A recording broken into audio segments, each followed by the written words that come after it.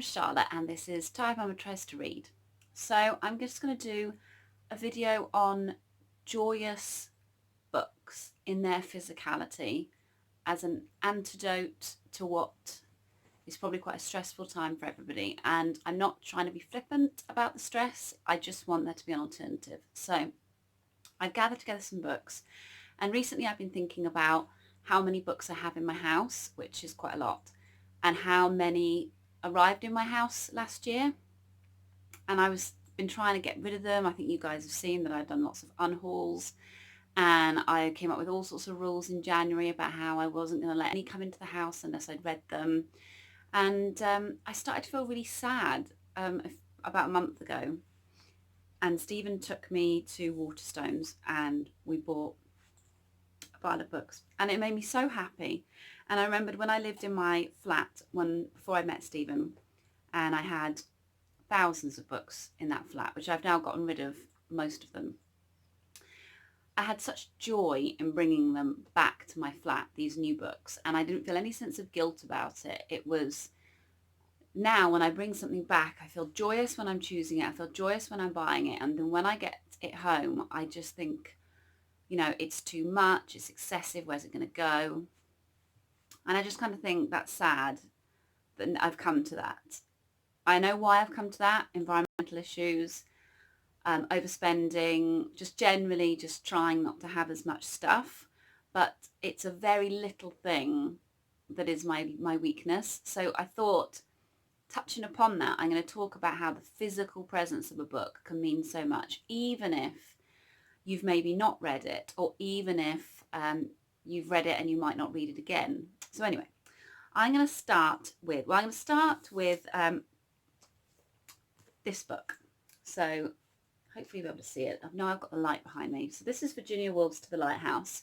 A great book, you might think. But the reason I love this copy is, I don't know if you can see here, but the pages are rippled. And I've read this several times. And when I read this book on one occasion, I was in the bath and I dropped it. And it's just completely ruined it. It's got that crackle. It's got kind of staining along the sides. It's the sort of, I mean, I don't know if you can see in the front there, but it's just, there's all the yellow. I think I spilt tea on it as well. I'm pretty sure tea was involved at some point. But it's part of how this book feels to me now. And the ripple in the cover is just really important to my memory of how much I enjoyed it when I was reading it. So until this falls apart in my hands, I'm never getting rid of it. And it's just, it throws me back to how much joy I got out of reading it the several times I have read it. And it's the sort of book that I think when I'm feeling sad that I need to pick up again. Okay, this is a really cool one. This is the Selected Letters of D.H. Lawrence. And there's a couple of cool things about this. This came in a box of books that were at a market somewhere. And written in ink, I don't think you'll be able to see it, it says "Happy Birthday Daddy," written directly on the front. So that's interesting to me as well. But what I love about this copy is that inside there's this little note.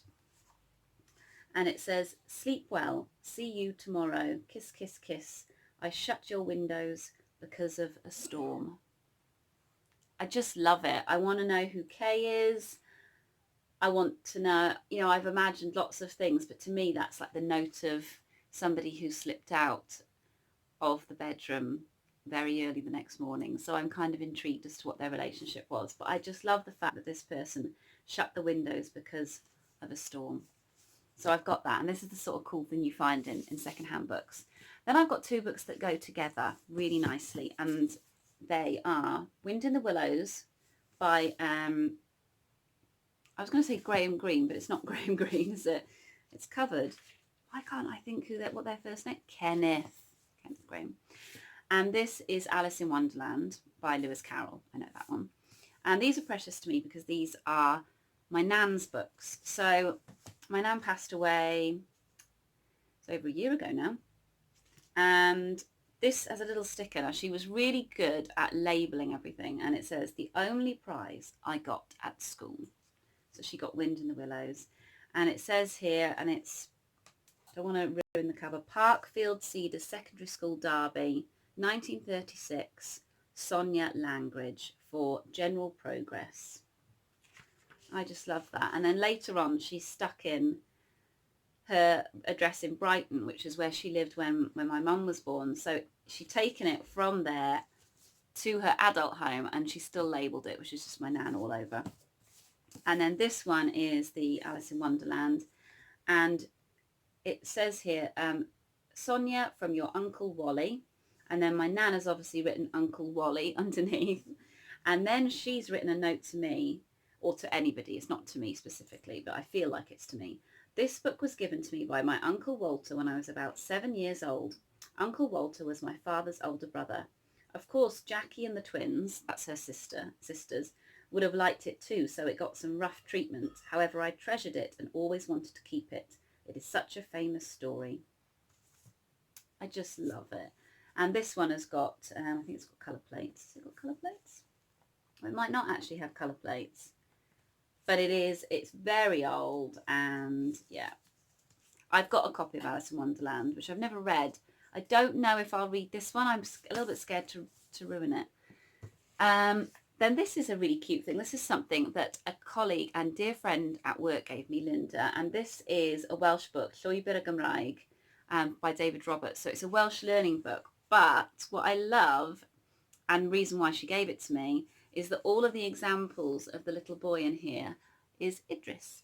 So dyma Idris yn yr ysgol. Here is Idris in the school. And where's another bit?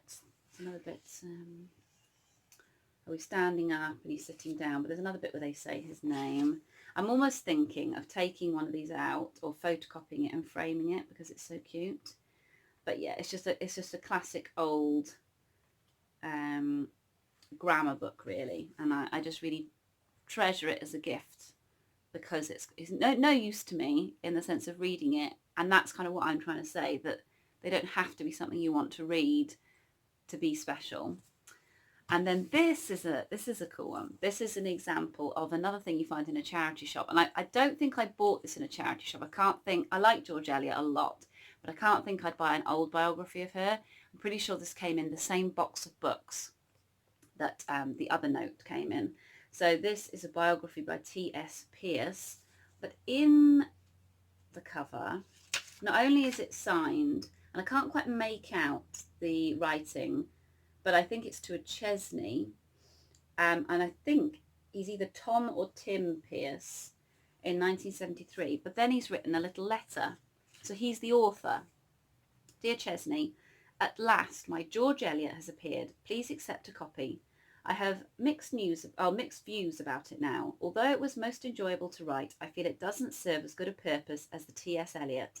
It really was very difficult to pack the input sort of, I'm not sure if that's it, or no, the right sort of comment into a very short work on a very long novels. I am marking A-levels again this year, so shall hope to see you at the markers meeting on the 8th of June. Yours ever, Tom Pierce. How cool is that? I couldn't believe it when I saw that in there, because usually what I find in these second-hand books is you get a newspaper clipping. Sorry, Eddie's just here and is looking like he might bark. Is a newspaper clipping. People seem to take out clippings of reviews of that book or the writer and put them in the relevant book, which is another thing I found really cute. And we should totally do that more, and I don't know why we don't. So that was a special thing. I'm just looking at the other book I'm going to show you, and it is already covered in hair because I've just got it out of the box. So the one but last, penultimate, is Don Quixote by Cervantes, and it's another book I've never read, which is another good example of why sometimes not reading something doesn't make its value decrease. My words are leaving me. This was a gift for my 21st, and it was given to me by my dear friend Eddie, who I worked with in the first bookshop I ever worked in, which was Hammocks Books. And Eddie was not quite a lot, if you ever watch this, if you're fuming, he was older than me. He was about the age of my parents, and a very, very interesting individual. You know, he had a very interesting life. He was fascinated by South America and socialism. He'd been in bands all his life. He didn't have a television. He had thousands of books in his flat. just a really interesting person, and for some reason he took me under his wing and we got on like a house on fire, and we spent almost every lunch together for years. And moving away from Eastbourne, where I met him, was one of the things I missed the most, was our friendship. And this was a book he gave me for my 21st, and it's just simply signed to "Dearest Charlotte, on your 21st, much love, Eddie." But I just treasure it, and yeah, I haven't seen him for years, so I must remedy that. Okay, so the last book I'm going to show you very briefly here, because I won't be able to hold it for long, and then I'm going to have to do a video of it lying down because it's huge. So this is The Art Museum by Phaidon, and Phaidon do loads of art books, but this is probably the biggest one that I think I've ever seen them do. And this, it's got a lovely plastic cover. It's also got a very nice box, which I put to the side. Oh, Eddie's interested. I think he thinks there's food. So this is the box. It's a bit warm now, and that's where it lives. And my dream one day is for this book to be open, and I'll show you when it's open and you'll see why, to be open under a glass table.